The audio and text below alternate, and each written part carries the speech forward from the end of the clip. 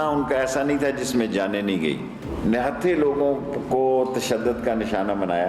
तहरीके लब्बैक पाकिस्तान पर पाबंदी लगाने का फैसला किया गया। सरकार की ज़मीन है और सरकार की ज़मीन प्राइवेट लोगों के कब्जे में है। बनी गाला अगर रेगुलराइज हो सकता है 12.5 लाख में, तो भाई आप मियाँ साहब को भी नोटिस दे दें कि जी आप 25 लाख जमा करवा दें। वहीदा बेगम की ज़मीन जो है वो ट्रांसफर जिले सुबहानी के इशारे से हुई। तमाम रिकॉर्ड है, जुर्रत मत करना उस तरफ देखने की। जब आप हमारे घरों तक पहुंचेंगे तो फिर उसका रद्द अमल जो है वो फिर सिर्फ सियासी एहतजाज नहीं होगा। आप बिल्कुल रेड लाइन को क्रॉस कर रहे हैं। पीपल्स पार्टी इन दोनों मुआहदों के एक एक लफ्ज के साथ खड़ी है। जो जमात इत्तेहाद का एतमाद खो बैठे, मेरी नज़र में उसकी कोई गुंजाइश नहीं है।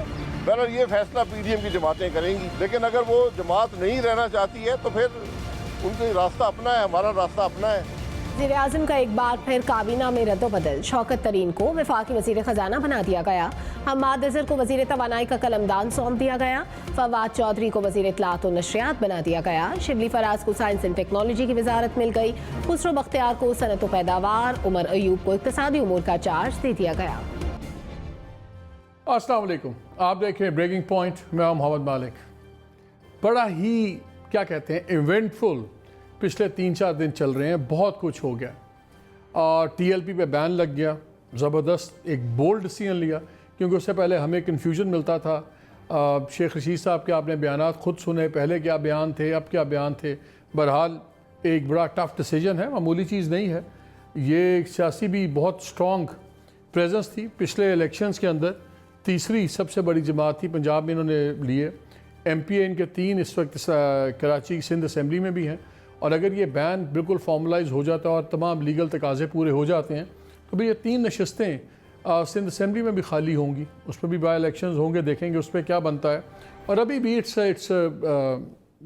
अनफोल्डिंग स्टोरी, क्योंकि पेमरा के इस पर बड़े क्लियर डायरेक्शंस आए हुए हैं। तो we have to be very careful हम इस पर किस तरह बात करेंगे। लेकिन हम इस वक्त किसी जमात का व्यू पॉइंट ना दे रहे हैं, ना हम देना चाहते हैं, क्योंकि इस तमाम वाक़े में 2 पुलिस मैन भी हमारे शहीद हुए। क्या गवर्नमेंट उनके बारे में कर रही है वो भी हमें जानना होगा। क्या उसके केसेस किस तरह रजिस्टर होंगे, किस तरह इंसाफ मिलेगा। जिस तरह कई लोग हॉस्पिटल्स के अंदर ज़िंदगी मौत की कश्मकश में थे, ऑक्सीजन डिस्ट्रप्शंस हो गई, कुछ लोगों की अमवात हुई एम्बुलेंसेस के अंदर, वो किस पे इल्ज़ाम लगेगा, किस पे नहीं लगेगा, बहुत सी चीज़ें हैं। लेकिन एक बार फिर रियासत और पाकिस्तान जो थे तकरीबन 3 दिन एक ब्लैकमेल हुए, पूरा पाकिस्तान रुका रहा। इसलिए ये चीज़ ऐसी नहीं है कि जिस पे पेमरा का कोई और सिर्फ ये फ़ैसला कर लेंगे आप बात ना करें। हमें तरीके से बात करनी चाहिए और होगी। फिर जो हमने आज से आपसे 3 हफ्ते पहले ख़बर दी थी कि जी कैबिनेट में मैसिव चेंजेस होंगी, वो चेंजेस भी अब हो गई। कोई इतनी ख़ास चेंजेस नहीं हुई सिवाय से कि एक नई इंडक्शन हुई। शौकत तरीन साहब मिनिस्टर ऑफ फाइनेंस आ गए हैं। बड़ी इंटरेस्टिंग ये एक इंडक्शन है, क्योंकि जो पिछले दिनों एक बड़ा इशू बना था जब शौकत तरीन साहब ने इंटरव्यू दिया, शायद जियो में बात कर रहे थे, तो उन्होंने बड़े सख्त अपने ख़यालात का इजहार किया था। उनका बहुत सा जो टारगेट था वो गवर्नर स्टेट बैंक की पॉलिसीज़ भी थी, रज़ा बाकर की और दूसरी फाइनेंशियल पॉलिसीज़। तो अब बड़ा इंटरेस्टिंग ये भी देखना होगा कि शौकत तरीन साहब आ तो गए हैं, क्या रज़ा बाकर ठहर पाएंगे, क्या इनका आपस में कैसे एक बैलेंस रिलेशनशिप बनेगी। बड़ी क्रिटिकल रिलेशनशिप है। और शौकत तरीन साहब का भी हम देखेंगे कि जो नया स्टेट बैंक का बिल आया हुआ है उस पर उनके क्या ख्यालात हैं। सो अब क्या ये फाइनेंशियल चेंज 6 माह के लिए है, क्योंकि 6 माह तक तो शौकत तरीन साहब रह सकते हैं लीगली विदाउट बीइंग इलेक्टेड। उसके बाद इनको भी इलेक्ट करवाना होगा, जैसे एक नाकाम कोशिश हुई थी हफीज़ शेख साहब की। अब देखना ये होगा कि शौकत तरीन साहब को कैसे सेनेट में लाया जाता है या नेशनल असम्बली में। But again 6 months is a long time in Pakistan, तो वो भी हमें देखना पड़ेगा कि क्या ये फाइनेंशियल टीम अब फाइनल है। और जो चेंजेस हुई हैं ये टेक्निकली 5वीं शफल है कैबिनेट की, लेकिन इंटरेस्टिंगली एक नई इंडक्शन आई, बाकी हमने वही वुज़रा को देखा आगे पीछे कर दिया। ये समझ से बाहर है ये बात कि वुज़रा को आगे पीछे क्यों किया जाता है, या आप अपनी मिनिस्ट्री में अच्छे हैं या नहीं हैं, और अगर अच्छे हैं तो फिर आप हटाए क्यों गए, और अच्छे नहीं हैं तो फिर आपको दूसरी वजारत क्यों की गई। लेकिन बहरहाल एक नाम बड़ा इंटरेस्टिंगली स्टैंड आउट करता है, वो खुसरो बख्तियार साहब का है। एक तरफ शुगर स्कैंडल में हम देख रहे हैं जहांगीर तरीन के साथ भी पूरी तलवारें निकली हुई हैं गवर्नमेंट की, पूरा एक प्रेशर चल रहा है कि शुगर स्कैंडल के अंदर जो जो मुलव्वस हैं और जितने भी शुगर के लोग हैं, बड़े जो प्लेयर्स हैं, उनकी इंक्वायरीज और सब कुछ, इनका भी ख़ानदान जो है, इनकी भी जो मिल्स हैं, they are one of the biggest groups now इसके अंदर। लेकिन खुसरो बख्तियार पहले मिनिस्ट्री ऑफ प्लानिंग डेवलपमेंट में, फिर national food security and research, फिर इकनॉमिक अफेयर्स में लाए गए, अब उनको फिर ministry of industries and production. I wish हमें ही पता लगे कि मेयार क्या है कुछ वज़रा को रखने का। असद उमर को जिस तरह मिनिस्ट्री ऑफ फाइनेंस अपना उमर अयूब को ये पावर एंड पेट्रोलियम में थे, वहाँ से हटा के इनको इकनॉमिक अफेयर्स में डाल दिया गया है। बड़े सवाल उठते थे कि इनको कितना पता है एनर्जी का, है नहीं पता। पर हाल very interesting, Hammad Azhar nice young minister, अच्छी परफॉर्मेंस अब तक। वो बेचारे पहले रेवेन्यू के बने 1 दिन के वज़ीर, फिर कोई 18 दिन के लिए फ़ाइनेंस के बने, अब उनको एक इम्पॉर्टेंट मिनिस्ट्री दी गई है, उनको एनर्जी दे दी है। अब देखना ये है कि ये वहाँ पे क्या कंसोलेशन प्राइस के मुताबिक इनको दिया कि चलें फाइनेंस से हटा दिया तो यहाँ ले आए। बहरहाल ये बड़ी बहुत सारी चीज़ें हैं और ये भी सारा कुछ चल रहा है। तो कल से आपने देखा कि जाती उम्रा का एक अब सीन शुरू हो गया है और ये बिल्कुल जिसको कहते हैं ना कछार के अंदर हाथ डाल दिया गवर्नमेंट ने कि वो सीधा नवाज शरीफ एंड फैमिली के घर पे पहुंच गए हैं। उन्होंने कहा पूरी की पूरी रियासत ही जो सी है जाली है और इस पर इशूज़ हैं और उस पर जो बयानात आए हैं वो बड़े सीरियस किस्म के, खौफनाक किस्म के बयान हैं, वो भी मैं आपको सुनाऊँगा। तो ये भी हमें आज डिस्कस करेंगे, ये भी हम डिस्कस करेंगे कि क्या एक ये टाइमिंग और सब कुछ, क्या ये सियासी हिकमत अमली है, एक फाल प्रेशर पड़ेगा शरीफ फैमिली पे, या गवर्नमेंट ने एक नीडलेसली एक नया पेंडोरास बॉक्स खोल दिया है। बहुत से सवालात हैं। हमें मेरे साथ आज मौजूद हैं फवाद चौधरी साहब, मैं federal minister of information and broadcasting, दोबारा ये वापस आ गए हैं ये भी, और मोहम्मद ज़ुबैर एक्स गवर्नर सिंध और स्पोक्स पर्सन है नवाज़ शरीफ साहब के और मरीम नवाज़ के।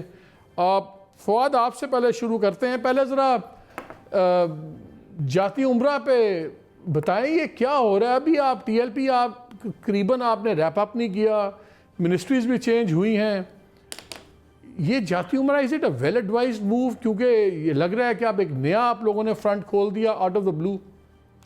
नहीं, कोई नया नहीं खोला। देखें, ये एक्चुअली हुआ ये था, आपको याद होगा कि ये तकरीबन 6-8 महीने पहले जो ये जब कब्जा ग्रुप हुआ था, जब ये मलक ये जो खोखर बरादरान हैं, जब इनके घर का कब्जे का मामला सामने आया था, तो उस वक्त और भी बहुत सारे जो डॉक्यूमेंट्स हैं मुख्तलिफ लोगों के वो सामने आए थे। उसी में ही ये भी शामिल था जाती उम्रा का ये जो घर है। इसमें ये किया गया था कि ये जो प्रॉपर्टी है ये पहले एक खातून के नाम के ऊपर ट्रांसफर कराई गई और फिर उस खातून से ये जो नवाज शरीफ साहब की वालदा है उनके नाम के ऊपर ट्रांसफर हुई। और वो जो पहली खातून के नाम ट्रांसफर हुई वो बेनामी थी।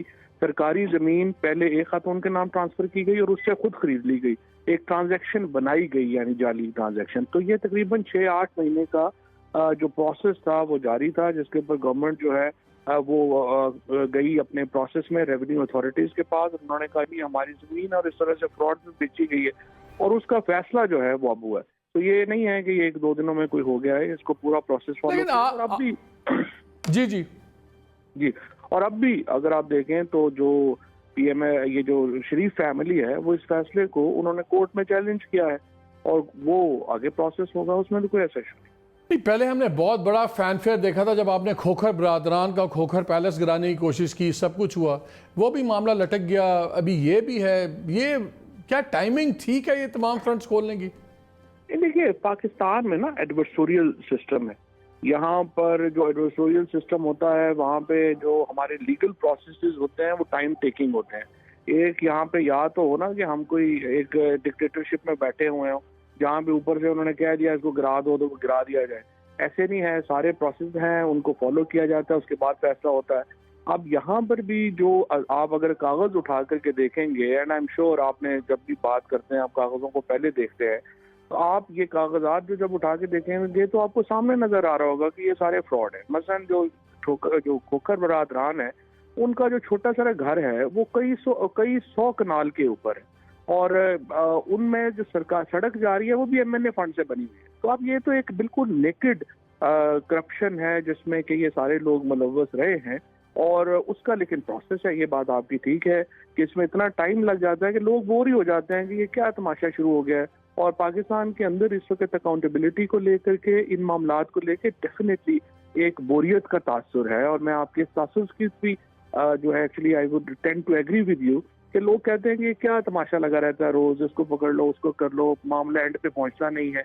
और बट ये हमारा एक लीगल इसमें कॉम्प्लेक्सिटी है, उसके मुताबिक हमें चलना।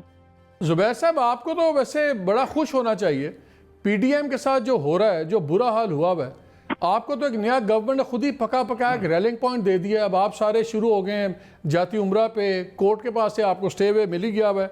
सो आपको तो खुश होना चाहिए, आप इतने नाराज क्यों हैं? मैं चाहता हूँ पहले सुन लें आप ही के लीडरान क्या कह रहे हैं, जैसे एक दो पीसेस सुन लें। This calls for psychiatric evaluation of the Prime Minister. It shows कि he is unfit for the job he is holding. लिहाजा मैं मुतालबा करता हूँ कि फौरी तौर पे एक साइकेट्रिस्ट का पैनल तरतीब दिया जाए और वो सिलेक्टेड वज़ीर आज़म इमरान खान की नफ्सियाती इवैल्यूएशन करे, क्योंकि इस शख्स की अना, इस शख्स का हसद, नफरत और नफ्सियाती कैफियत पाकिस्तान को तबाह कर रही है। कल को चीफ सेक्रेटरी साहब आपको इस बात का जवाब देना पड़ेगा। आपने इधर ही रहना है, आपके बच्चों ने भी इधर ही रहना है, इसके बच्चे तो इधर नहीं हैं और बाकी जिंदगी शायद इसने भी उधर ही गुजारनी है। कमिश्नर लाहौर साहब, आपने भी इधर रहना है, आपने सर्विस भी करनी है, इसलिए आपको ये चाहिए था कि आप इस गैर कानूनी अमल के आगे दीवार बनते और इसे बजा लाने से इनकार करते। और senior member board of revenue SMBR जो है, यानी ये हाउ इट इज पॉसिबल, ये कैसे मुमकिन है कि आप 60 साल पीछे जाएं? जी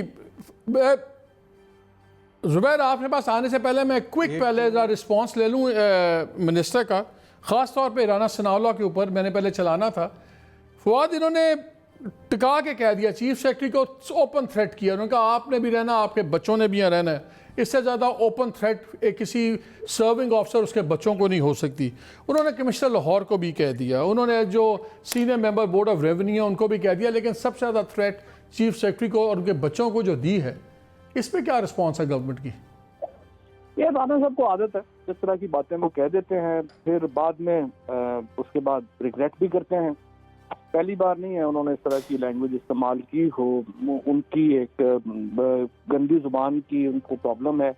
उन्होंने पहले 88 में खुद मरियम बीबी और नवाज शरीफ साहब को, मरियम बीबी को स्पेशली लेके, उनकी वालदा को लेके फजूल जुबान इस्तेमाल की, बाद में उनको माफ़ी मांगनी पड़ी, बाद में उन्होंने फौज के खिलाफ इस्तेमाल की, आज वो ब्यूरोक्रेसी के खिलाफ कर रहे हैं। तो मेरा ये ख्याल है, ये है कि जब आप फोरम के ऊपर बात कर रहे हों तो आपको अपनी बात का जो है वो वजन उसको करके बोलना चाहिए। आज जो राना सनाउल्लाह बात कर रहे हैं, ये जो दूसरा ग्रुप है जिसके खिलाफ कार्रवाई हुई है, वो भी यही जुबान इस्तेमाल कर रहा था। और मैं तो फ्रेंकली समझता हूँ कि पंजाब हुकूमत को अब तक इस पर कार्रवाई कर देनी चाहिए थी, और मैं हैरान हूँ कि उन्होंने अभी तक क्यों नहीं। जी जुबैर सर, आप बताएं, ये आप लोगों ने क्या काम शुरू कर दिए? धमकियाँ, बच्चे फलाने, ये व्हाट इज गोइंग ऑन? एक तो पहली बात ये जो एहसन इकबाल साहब ने कहा था उसकी बात मैं रिपीट कर दूं, because that is the most important thing. और उस वक्त एहसन इकबाल साहब ने वो ये चेंजेस जो थे कैबिनेट में वो नहीं सुने हुए थे। This person Imran Khan is unfit for the position that he is holding, period. इसमें तो कोई पहले, मुझे तो पहले भी नहीं शक था, और अब तो वो रीइंफोर्स हर रोज़ होता है, हर रोज़ होता है, हर रोज़ होता है। आप अगर सिविल ब्यूरोक्रेसी को, और मेरा ख्याल है फवाद चौधरी साहब मिस्टेकिंगली वो कह गए थे कि राना सनाउल्लाह पहले फौज को फिर ब्यूरोक्रेसी को, आई थिंक ही वांटेड नहीं, वो कह रहे हैं मरियम नवाज की वालदा को और उनके बारे में बातें की थी। नहीं, मैं वो कह रहे थे ना कि फ़ौज के ख़िलाफ़ पहले बातें करते थे, अब bureaucracy, exactly what Imran Khan used to do. वो इमरान खान ने तो कहा था मैं फांसी लगा दूंगा, फांसी लगा दूंगा, खुद इमरान खान साहब ने। So if it is good for Imran Khan, फांसी लगाने का पुलिस के सीनियर तरीन अफसरों को, वो सुनते हैं इमरान खान का, एक सेकंड सुन लेते हैं इमरान खान ने क्या कहा था, एक सेकंड सुन ले जुबैर क्या कहा था, let's hear it. Punjab police गौर से सुन लो, अगर किसी पुलिस वाले ने किसी भी तरीके इंसाफ और हमारे लोगों को जो इस्लामाबाद जा रहे होंगे किसी के ऊपर हाथ उठाया और या गोली चलाई, मैं अपने हाथ से तुम्हें फांसी दूंगा। कल जी ये अभी पूछते हैं मिनिस्टर साहब से बाद में, लेकिन जुबैर आप बात खत्म कर लें। अब सबसे हाँ, अब मैं बात कर लूँ। देखें, बात ये है कि एक तो जो खुद फवाद भी मान रहे हैं कि जी थक चुके हैं अकाउंटेबिलिटी के नाम पर, और आप हर दूसरे दिन एक नया इतना बड़ा एक इशू खोल देते हैं। हमारा जो ब्यूरोक्रेसी के ख़िलाफ़ कंसर्न है, और ये वही कंसर्न है मालिक जो कि डस्का में था। डस्का में आज तक हमें जवाब नहीं मिला कि कौन उठा के लेके गया था 20-22 प्रिसाइडिंग ऑफिसर्स को, और आईजी पुलिस, चीफ सेक्रेटरी तमाम जवाबदेह हैं, और सबसे ज़्यादा जवाबदेह उस्मान बुज़दार साहब हैं। क्योंकि इतना बड़ा वाक़या जब होता है तो ब्यूरोक्रेसी अगर साइड लेती है इस किस्म की और वो काम करती है जो कि इल्लीगल ऑर्डर्स होते हैं, तो bureaucracy is not suppose to follow illegal orders. और हम यकीन के साथ कह रहे हैं कि यहाँ अंदर बैठ के, लेकिन मुझे एक बात बताएं, मुझे एक बात बताएं जुबैर, जिन लोगों के नाम लेकर सनाउल्लाह धमकियां दे रहे हैं, ये वो लोग हैं जो आप लोगों की गवर्नमेंट के अंदर भी बड़ी सीनियर पोजीशंस में थे। जो प्रेजेंट चीफ सेक्रेटरी हैं, ये senior member board of revenue भी थे जब शहबाज शरीफ साहब चीफ मिनिस्टर थे। ये जो कमिश्नर हैं लाहौर, ये उनके पर्सनल स्टाफ में भी थे। तो ये तो वो लोग हैं जिन्होंने आप लोगों को भी बड़ा सर्व किया हुआ है। ये रविश क्या बनती जा रही है कि जो अपोजिशन में आता है, चाहे वो इमरान खान हो, चाहे वो आप लोग हों, आप धमकियां देनी शुरू कर देते हैं ब्यूरोक्रेसी को, फिर आप कहते हैं कि ब्यूरोक्रेसी जो सी है वो काम नहीं करती। मालिक 3 साल हो गए, एक केसेस भुगतते भुगतते जेलों में जा चुके हैं, रेफरेंसेस भुगता चुके हैं, एक केस दूसरा केस, ड्रग्स से लेके और कौन से चीज़ें हैं जिस पर PMLN की लीडरशिप को नहीं दबाया गया। अब इनके लिए एक इन्होंने नया कट्टा खोल लिया है कि जी घर ही गलत है। और दूसरी बात ये मेरा ख्याल है बड़ा अच्छा शहबाज शरीफ साहब के हवाले से एक जो जजमेंट आया है ना, वो फवाद चौधरी साहब ज़रूर पढ़ लें और आप सब लोग पढ़ लें। एक बड़ी बेसिक नुक्ता उन्होंने उठाया है कि क्या FBR को कोई कंसर्न था, क्या ये डिक्लेयर्ड प्रॉपर्टी थी। शहबाज शरीफ के हवाले से मैं बात कर रहा हूँ, but that rule applies to every case that NAB institute, और ये वाला भी केस है। क्या जाती उम्रा के सोर्सेज दिखाए गए थे, क्या जाती उम्रा को दिखाया गया था या नहीं दिखाया गया था। सब requirements, legal requirements competent authority के पास, जो पाकिस्तान की कॉम्पिटेंट अथॉरिटीज हैं, चाहे वो जब ऑपोजिशन में नहीं, वो कह रहे हैं कि लैंड रेवेन्यू डिपार्टमेंट के पास डिटेल्स नहीं है, पास्ड ऑल द टेस्ट। वो कह रहे हैं लैंड रेवेन्यू डिपार्टमेंट्स की बात कर रहे हैं, उनके पास नहीं है आपकी तो ये तफसील जो सी होनी चाहिए। गवर्नमेंट का स्टांस ये है। देखें, पहली बात तो ये है कि अगर वो भी, मैं तो कह रहा हूँ बिल फर्स्ट सपोज करें that is the case, suppose करें दैट इज द केस, तो उसका तरीक़ेकार भी एक होता है बड़ा सिंपल सा मालिक साहब, वो नोटिस दिया जाता है और नोटिस में जवाबदेही पूछी जाती है। आप पहले कंटेनर भेज दें, गिराने की धमकियां दे दें। एक नवाज शरीफ पाकिस्तान मुस्लिम लीग नवाज के वर्कर्स और लीडर्स के लिए एक बहुत बड़ा एक रहनुमा है। अगर आप उनके घर का घेराव कर लेंगे और थ्रेट देंगे कि हम इसको गिरा देंगे, तो फिर रिएक्शन भी आएगा। आप तो फिजिकल असॉल्ट करने के लिए आगे, कौन से कानून में लिखे? फवाद साहब ये बताएं, अभी आपने कहा कि पंजाब गवर्नमेंट को एक्शन लेना चाहिए। हमने प्राइम मिनिस्टर का भी पुराना बयान चलाया, अभी उनका एक बयान वो भी था, वो OIG में ये कर देंगे वो कर देंगे। ये रविशें तो आपने शुरू की, तो is it now what goes around comes around? पहली बात तो यह है कि इसको कहते हैं एप्पल और ऑरेंजेस को इकट्ठा करना। आप देखिए वज़ीर-ए-आज़म क्या कह रहे थे उस वक्त, वो कह रहे हैं अगर मेरे लोगों पे गोली चलाई तो मैं फांसी लगा दूंगा। आप जब गोली चलाएंगे और एक सियासी तहरीक के ऊपर गोली चलाएंगे तो आगे यही रिएक्शन होगा। और दूसरी बात ये लहदा है कि उस वक्त ये तमाम लीडरशिप के ऊपर टेररिज्म के केसेस बने और वो केसेस अभी तक चल रहे हैं। अभी तक उनमें से वो जो है कुछ के फैसले हुए हैं, कुछ के फैसले जो है वो नहीं हुए। और दूसरी बात जो ये अभी जो आपने बात की, जो आगे बात कर रहे थे नोटिस की, मैंने एग्जैक्टली आपको एक्सप्लेन किया, जुबैर साहब को पता नहीं होगा। इनको 6 महीने पहले से नोटिस दिए हुए हैं। रेवेन्यू अथॉरिटीज ने दोनों पार्टीज को उनके गवर्नमेंट को सुन के फिर ये कैंसिल किया है और इसके खिलाफ अब ये दोबारा कोर्ट में गए हैं इसके लिए, वहां पे कोई कंटेनर नहीं गए।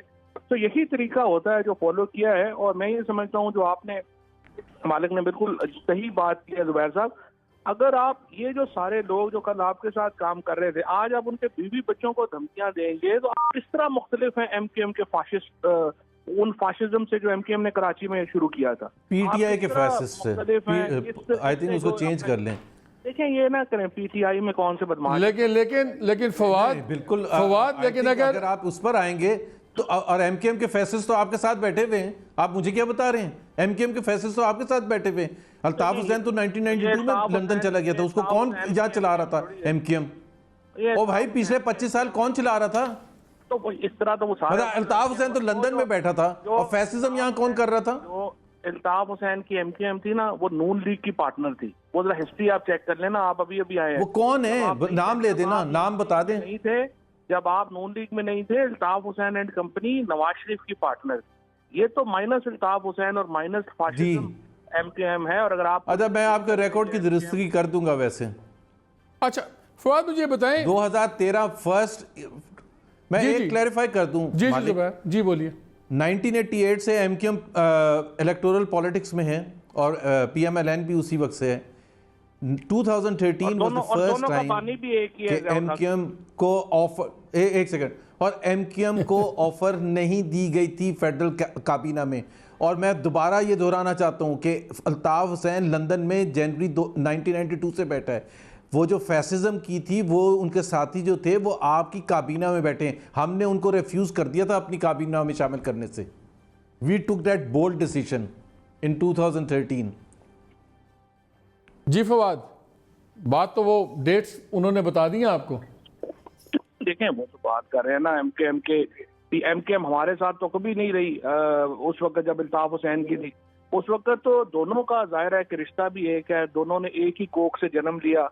ज़ियाउल हक की कोख से नून लीग बनी, ज़ियाउल हक की कोख से एमकेएम बनी थी।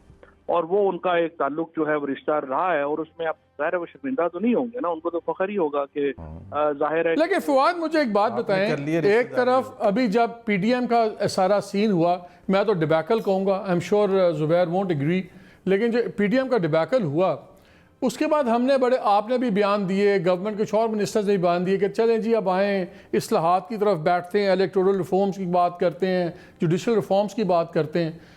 लेकिन माहौल अब बनने नहीं देते।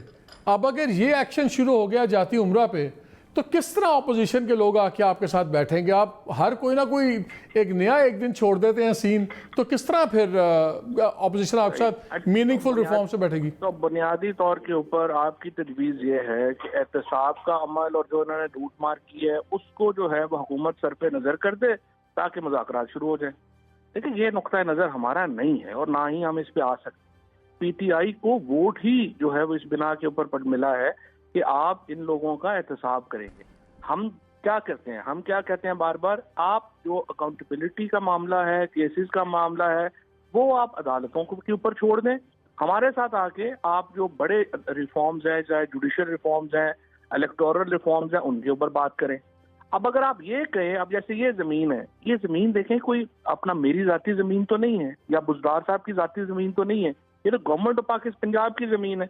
और गवर्नमेंट ऑफ पंजाब में जो हर पंजाबी है वो जमीन का मालिक है। हम कैसे कह देंगे कि आए मुज़ाकरात करते हैं, जमीन आप ले लें? हम कह ही नहीं सकते। तो जो केसेस हैं जो इन्होंने कब्जे किए हुए हैं वो इनको अदालतों में जाना पड़ेगा। ये आप हमसे मुतालबा ना करें कि हम इनके ऊपर केसेस हटा दें ताकि माहौल बन जाए। ये तो नहीं ना, फिर ये तो वही हो गया कि मेरे नोट बखा मेरा मूड बने। ये तो कोई बात ना। जुबैर इसमें वजन तो है जो बात कर रहे हैं फवाद, कि बात है कि आप लोग भी तो दूसरी पैरेलल डायलॉग रखें। फवाद चौधरी को इस वक्त अकाउंटेबिलिटी के नाम पर तो शर्मिंदगी होनी चाहिए।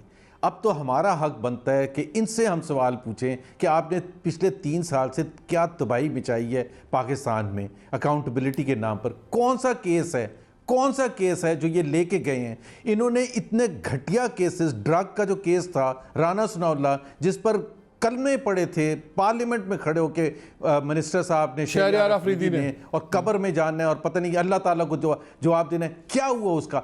मरियम नवाज को आपने 2 दफ़ा उठा के जेलों में बंद कर दिया। किस सिलसिले में बंद किया? शहबाज शरीफ, हमजा शहबाज, शाहिद खाकान अब्बासी, मिफ्ता इस्माइल, साद रफ़ीक। हमारे पास तो एक लाइन है इनसे सवाल पूछने की कि आप खुदा के लिए पाकिस्तान के 22 करोड़ अवाम की फिक्र करना शुरू करें। ये जो चेंजेस ऊपर नीचे हर रोज़ कर रहे होते हैं ना, कभी उसको यहाँ से वहाँ बिठा दिया, किसी को फाइनेंस मिनिस्टर से उठा के कुछ और बना दिया, इससे काम नहीं बनेगा।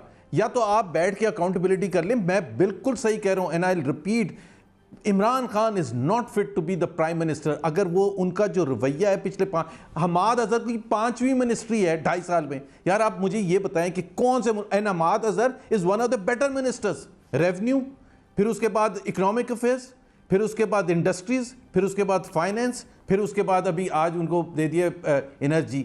आप खुसरो बख्तियार की देख लें, आप शौकत तरीन जो इनके फाइनेंस मिनिस्टर हैं उनके अल्फाज में ज़रूर दोहराऊंगा।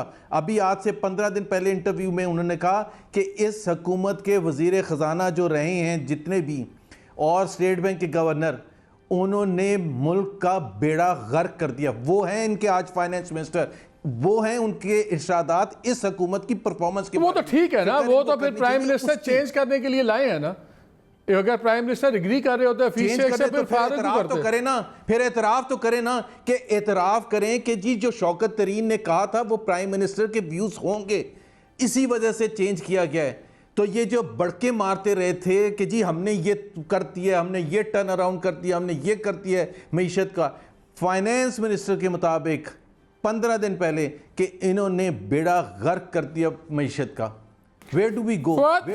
एक चीज बताइए, इनको पड़ी हुई है कि वो घर गिरा दो और ये घर गिरा दो, उसको अंदर बंद कर दो, उसके खिलाफ ड्रग का केसेस कर दो। तो ये मुझे बताएं, वैसे ये खुसरो बख्तियार वाला सवाल मैंने आपसे करना चाह रहा हूँ। मैं ऑब्वियसली यू कैन से जी प्राइम मिनिस्टर की डिस्क्रेशन है, अंडरस्टूड, लेकिन हमें समझा दें ज़रा कि एक तरफ आपने शुगर माफिया पे इतना तगड़ा हाथ डाला हुआ है, यहाँ तक कि जहांगीर तरीन और गवर्नमेंट डैगर्स ड्रॉन पे आ गई हैं, प्राइम मिनिस्टर को उस पर वाजे करने बड़ी सिचुएशन, एक फॉरवर्ड ग्रुप सॉर्ट ऑफ बन गया है पंजाब असेंबली के अंदर। लेकिन खुसरो बख्तियार की फैमिली का भी नाम उन्हीं टॉप ग्रुप्स में आता है जिन पे शुगर कमीशन वाला ने कमेंट्स किए हैं, जिस पे सारी बातें। बट समहाउ खुसरो बख्तियार साहब कीप्स पॉपिंग अप बार बार, एक वजारत से दूसरी से तीसरी, अब चौथी वजारत उनको मिल रही है। हमें ना समझा दें कि ये लॉजिक क्या है वज़ीरों की, और ख़ास तौर पे अगर जहांगीर तरीन एंड कंपनी शुगर टेंटेड वाले दूर कर दिए गए हैं गवर्नमेंट से, तो फिर उतना ही बड़ा एक दूसरा शुगर स्कैंडल वाला बंदा आपकी मिनिस्ट्री में, कैबिनेट में कैसे बार बार आ रहा है? देखिए, ये कि पहले तो जो जुबैर साहब ने 1-2 बातें की हैं। पहली बात तो ये है कि उन्होंने एक सीरीज ऑफ केसेस गिनवाई है कि नवाज शरीफ के ऊपर और साद रफीक। देखिए, ये जो साद रफीक साहब वगैरह जो हैं वो सारे जमानत के ऊपर हैं, और मैंने आपको पहले ही जो मैंने आपसे बात कर रहा था, मैं तो आपसे यही कह रहा था कि जो हमारा एडवर्सोरियल सिस्टम है जुडिशियल, उसमें इतनी तवालत है, उसमें इतना टाइम लग जाता है कि लोग समझते हैं कि ये तो मामला किसी तौर पे आगे नहीं पहुंच रहा, और जो मेन मुजरम है वो तो लंदन भाग गया है बीमारी का बहाना करके। और आपको मालूम है कि उनको तो लाने की पूरी कोशिश कर रहे हैं, उन्होंने वादा किया था कि मैं आके केस फेस करूंगा, वो तो केस ही फेस नहीं कर रहे। तो जो केस ही फेस नहीं कर ले, उनको जुबैर साहब ने घर पे बैठ की चिट दे दी, क्लीन चिट दे दी है, तो वो तो उनकी मर्जी है। अगर उनके ऊपर केसेस नहीं होते, वो आते, उनके बच्चे वापस आते, वो केसेस फेस करते, वो तो फेस नहीं कर रहे हैं। वो तो कहते हैं हम पाकिस्तान के शहरी नहीं है, पैसा पाकिस्तान से कमाया है, वजारत उज़्मा पाकिस्तान में की है, लेकिन जब अकाउंटेबिलिटी की बात आती है, अदालतें फेस करने की बात आती है, तो वो कहते हैं हम तो शहरी नहीं। तो पहली बात तो अपने अकाउंटेबिलिटी के नैरेटिव को इसको जो है वो दुरुस्त करें। दूसरी बात ये जो आपने सॉरी दोबारा जी फवाद बोले। दूसरी बात ये है कि ये जो मुकदमात जो चल रहे हैं इस वक्त, उन तमाम का फैसला होना है, और मैं उतना ही कीन हूँ जितने आप हैं कि इन केसेस का फैसला होना चाहिए।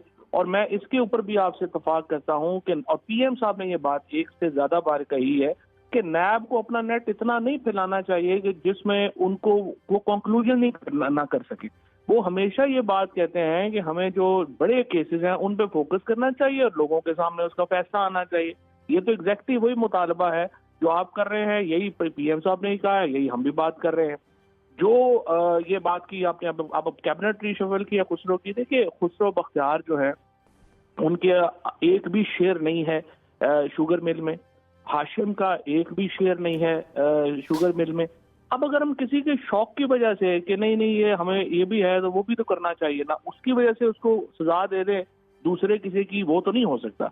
और अगर आप समझते हैं कि उनकी मिल में बेज़ाब्तगियां हैं और वो उसके कि उसका कोई शेयर नहीं है, तो जो मालिक हैं उसके, उनके खिलाफ आप केसेस ले आए, उनके खिलाफ चला लेंगे केस। तो आप आप ये कह रहे हैं कि जो रहीम यार खान ग्रुप है जिसमें इनकी फैमिली के शेयर्स हैं, सब कुछ हैं, इनके भाई चलाते हैं, पंजाब में गवर्नमेंट सब्सिडीज़ अलाउ करती है और इनके भाई फाइनेंस मिनिस्टर हैं, ये डायरेक्ट बेनिफिशरी हैं उसकी कमाई के, तो इन पर हमें कोई बात नहीं करनी चाहिए क्योंकि टेक्निकली वो अगर यही इशू था तो ये मुझे बताएं कि फेडरल गवर्नमेंट की फिर उन मीटिंग्स में से उठ के कमरे से बाहर क्यों जाते थे जहाँ पे शुगर वगैरह के फैसले होते थे, फिर बैठते उन मीटिंग्स में, कहते मेरा कोई शेयर नहीं है। अगर वहाँ पे ये ड्रामा चलता था कि जी मैं मीटिंग छोड़ के बाहर आ गया हूँ कि कॉन्फ्लिक्ट ऑफ इंटरेस्ट ना हो, तो फिर उस मीटिंग से क्यों उठते थे? अगर तब भी तो इनका शेयर नहीं था ना, फिर उन मीटिंग से क्यों उठते थे? ये जिस तरह से अभी आपने बात कही कि उन्होंने उनके भाई का या उनके फैमिली का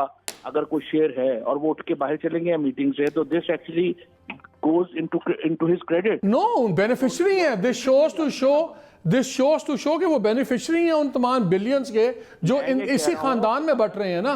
नहीं, अगर बेनिफिशियरी हैं और आप समझते हैं बेनामी है, तो PMLN को चाहिए, जिस तरह हमने ये पूरे केसेस लेके आए थे, अदालतों में लेके गए थे, आप ले आए, उसको लड़ेंगे।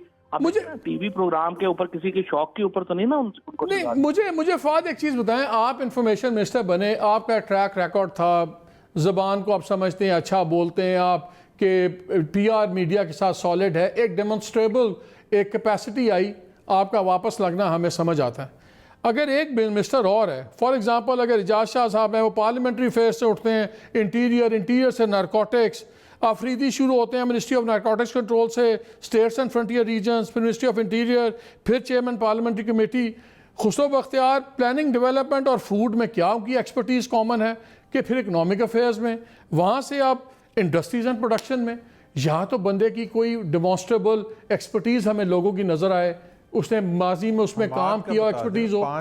ये 5-5, 4-4 दाएं बाएं हैट्स जो चेंज कर रहे हैं, इससे क्या फ़ायदा होगा? हमें ज़रा समझाएं कि इस शफल का हमें ज़रा विजडम समझा दें। आप वज़ीर आज़म से मिलते हैं बार बार, शायद आप उनका माइंड बेहतर जानते हो। एक सेकंड मालिक, मैं एक सवाल पूछ लूं इनसे। जी आप भी पूछ लें। एक सब ऐड कर लूं मैं जी। फवाद एक सेकंड में सवाल देखिए, क्रिकेट कप्तान की एग्जांपल, चलें बात कर जी जुबैर ऐड कर लें क्वेश्चन। क्रिकेट कैप्टन, हाँ, क्रिकेट कप्तान होते हैं ना, इमरान खान साहब क्रिकेटिंग लैंग्वेज में बात करते हैं, बड़ा सिंपल सा होता है, और वही काबीना का और वही मैनेजमेंट का होता है कि अगर आप शफलिंग करते हैं, टीम से बाहर किसी को करते हैं या पोजीशन चेंज करते हैं, तो वो इस वजह से होता है कि वो ओपनर सही परफॉर्म नहीं कर रहा होता, तो आप उसको 1 डाउन ले आते हैं या 2 डाउन ले आते हैं या बाहर कर देते हैं। आप ये तो नहीं करते कि ओपनर से उठा के उसको फास्ट बॉलर बनाते हैं और फिर फास्ट बॉलर से विकेट कीपर बनाते हैं, और फिर हर थोड़े दिन के बाद, हर 3-4 मैचेस के बाद चेंज अखाड़ प्रचार करना शुरू कर दे। That means those people are not performing. बड़ा क्लियर है ना, अगर एक ओपनर परफॉर्म कर रहा होगा तो वो तो उसको क्यों फवाद, मैं आपसे इसलिए पूछ रहा हूं क्योंकि since you are the information minister, आप भी गवर्नमेंट का व्यू पॉइंट समझाएंगे। 5 शफल्स हो चुके हुए हैं, सिवाय 1-2 फ्रेश इंडक्शंस के अलावा हम 5 में लोगों को दाएं बाएं होते देख रहे हैं। कोई कभी एनर्जी का बन जाता है, तो मुझे बताएं फिर इन रीशफल्स का फायदा क्या है? फिर ये 5 रीशफल्स क्यों हुए हैं? अगर उन्हीं लोगों को दाएं बाएं करना है और हर एक को 2-2, 3-3 बारियां मिल गई हैं, ऑब्वियसली रिजल्ट्स नहीं मिल रहे, फिर वही लोग दाएं बाएं क्यों शफल हो रहे हैं?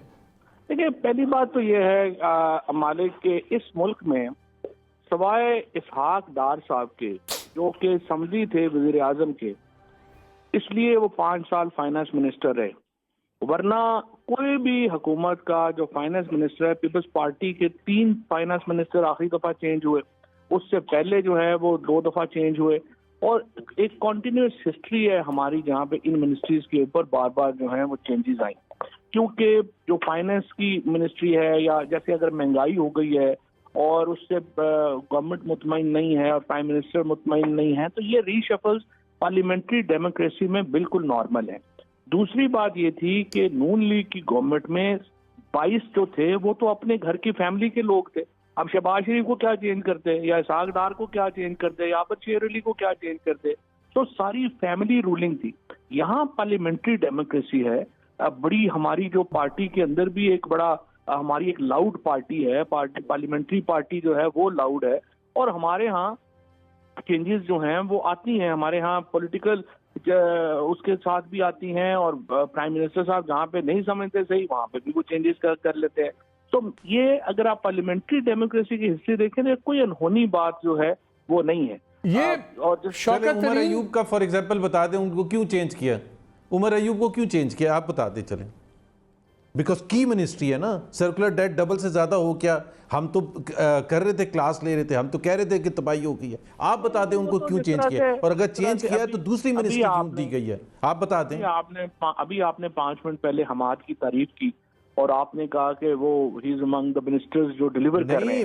हमाद की तारीफ तो आप बताएं ना कि हमाद की तारीफ की थी, रेवेन्यू से उठा के आपने इकोनॉमिक अफेयर्स से इंडस्ट्री से फाइनेंस, फाइनेंस से एनर्जी, ये तो आप बताएं ना, मेरे से क्या पूछ रहे हैं आप। उमर अयूब का बता दें उनको क्यों चेंज किया, एक एग्जांपल देते हैं आप। Why has he been changed? We want to know. Was it because of poor performance और बहुत बेहतर परफॉर्मेंस थी? सही बात है। नहीं बात क्या था? पहली बात तो यह है कि जी बताएं। मैं आपका बड़ा शुक्रिया अदा करता हूं कि आपने कहा कि हमाद जो है वो बड़े वेल परफॉर्मिंग मिनिस्टर है, और I totally agree with you. मैंने नहीं कहा, मैंने तो कहा ही नहीं है, मैंने कब कहा है? अभी आपने उन्होंने कहा one of the better performing, relatively better performing. अच्छा फवाद को जवाब तो देने दें जुबैर, फवाद को जवाब तो देने दें। अच्छा जुबैर साहब का ये ऐसे ही हाइपर हो जाते हैं अभी अपने। नहीं उमर अयूब का ये बताएं पहले मुझे, मैं फिर हमाद पर आ जाऊंगा। नहीं हमाद का अभी आपने कहा, मैं पहले आपका शुक्रिया तो अदा कर लो ना, आप ऐसे ही हाइपर हो जाते हैं। नहीं आपने कहा अभी नहीं, मैंने ऐसे कहा नहीं, मेरे मुंह में अल्फाज ना डालें, दैट इज नहीं मरियम डांटती हैं आपको, कोई बात नहीं, आपको कह दिया कोई बात नहीं, हौसले से आप इसको आप अपना बताएं ना सर, आप डांट से ना डरे ना। अच्छा उसके फवाद ना करें, कुछ पता नहीं जाके अभी इनको 1-2 दिन बाद वहाँ बुलडोजर के आगे लेटना पड़े, जाती उम्र ना तंग करें उनको। लगता है मुझे लगता है जुबैर साहब को जो है ना अपने वो ट्रैक सूट वगैरह मंगा लेना चाहिए, इसको पता नहीं इनको बुलडोजर के आगे लेटना पड़ जाए, जो जाती उम्र के हालात जा रहे हैं। जवाब नहीं है उमर अयूब का, जवाब नहीं है उमर अयूब का। इसीलिए जो आपने बात कही है, आपने जो बात लाइटर साइड पर आ गए, डबल हो गया। आपने कहा कि जो आप मुतमईन नहीं है उमर अयूब की परफॉर्मेंस से, आप कहते हैं कि नहीं ये मैं नहीं कह रहा, आपसे पूछ रहा हूं। बहुत अच्छा है। तो मैंने एक्चुअली जो तासुर है जुबैर साहब का, वो बड़ा सही तासुर, जवाब है। एक बेटर परफॉर्मिंग मिनिस्टर जो है हमाद, उसको हम ये मौका दें कि जो बड़ा पाकिस्तान का एक इतना बड़ा प्रॉब्लम है उसको सॉल्व करने के लिए अपनी कोशिश करें, and let's say good luck. लेकिन फवाद मुझे एक बात बताएं, एक सेकंड जुबैर, एक सेकंड जुबैर, एक सेकंड कर सके ना। अभी आपने कहा कि एक सेकंड जुबैर, फवाद अभी आपने कहा कि बहुत बड़ा प्रॉब्लम है। जब हम कहते थे कि नदीम बाबर साहब बैठे हुए हैं, कॉन्फ्लिक्ट ऑफ इंटरेस्ट के बारे में हैं, सीरियस कॉम्प्लिकेशंस हो रही हैं, और हमने ये कहा कि आपने IPP का एग्रीमेंट किया जिसके डायरेक्ट बेनिफिशरीज आपके नदीम बाबर थे, रज़ाक दाऊद साहब हैं, उमर अयूब के सुसर हैं, तो हमें बहुत सुननी पड़ी, मुझे ज़ाती तौर पे बहुत सुननी पड़ी। फिर प्राइम मिनिस्टर ने उन सबको फारिग किया आहिस्ता आहिस्ता। हम as a minister information, this is what I want you to know, I am asking you कि हमें कोई मैट्रिक्स समझा सकते हैं कि ये मैट्रिक्स है चेंज करने का, अपॉइंट करने का, अगर एक बंदा कहीं पर अच्छा परफॉर्म करता है उसको बेहतर मिनिस्ट्री मिल जाती है, समझ आती है। लेकिन जो लोग मिनिस्ट्रीज़ में परफॉर्मेंस कोई नहीं है 2.5 साल में उनकी दिखाने वाली, वही बार बार वजीर क्यों बन रहे हैं? मुझे सिर्फ ये सवाल है। नहीं लेकिन बात यह है कि जो आपने कहा वो तो हुआ ना, फिर तो उसको तो फिर आपको तारीफ करनी चाहिए ना कि एक रिस्पॉन्सिव गवर्नमेंट है। देखें एक और मैं आपको बताऊं, नवाज शरीफ साहब ने तो 5 साल में कभी मीडिया इंटरेक्शन ही नहीं किया। नवाज शरीफ साहब ने, PMLN की गवर्नमेंट ने तो कभी जो है वो मीडिया की बात ही नहीं सुनी। हमारी गवर्नमेंट का जो एक, इसको आप प्लस पॉइंट भी कह लें और कभी कभी ये थोड़ा सा शायद नेगेटिव भी हो जाता है, हम बहुत ज्यादा मीडिया कॉन्शियस हैं, और हम मीडिया की जो बातें हैं, मीडिया में जो बात हो रही होती है, हम उसको बड़ा सीरियसली लेते हैं और उसके ऊपर फिर एक बातचीत होती है और वो आगे चलती है। और ये जो चेंजेस जिसकी तरफ आपने इशारा किया और आपने अपना पहले वजूहात और रीजंस बताई हैं, तो I think you should say कि नहीं, गवर्नमेंट तो रिस्पॉन्सिव गवर्नमेंट है और एक रिस्पॉन्सिबल गवर्नमेंट को रिस्पॉन्सिव होना चाहिए। चल अभी मुझे यहाँ ब्रेक लेना, ब्रेक के बाद आगे नाज़रीन 2-3 सवाल फवाद से भी हैं। एक तो ये कि 6 माह बाद क्या होगा, क्या जो शौकत साहब आए हैं इनको इलेक्ट तो करवाना है, गवर्नमेंट के पास प्लान है कहाँ से इलेक्ट करवाना है, MNA बनवाएंगे, सेनेटर बनवाएंगे, वो कैसे होगा? फिर किस तरह रोका जाएगा कि अगर TLP जो है तहरीक लब्बैक कि वो किसी नए नाम से रजिस्टर कैसे रोकेंगे? बिकॉज पहले भी कुछ कालदम जमातें जो थीं बाद में वो दूसरे नामों से दूसरी आइडेंटिटी के साथ आ गई, उसको ये कि इसके पास कोई स्ट्रैटेजी है या नहीं है, ये 2-3 बातें हैं। अभी इस ब्रेक के बाद स्टे विद अस।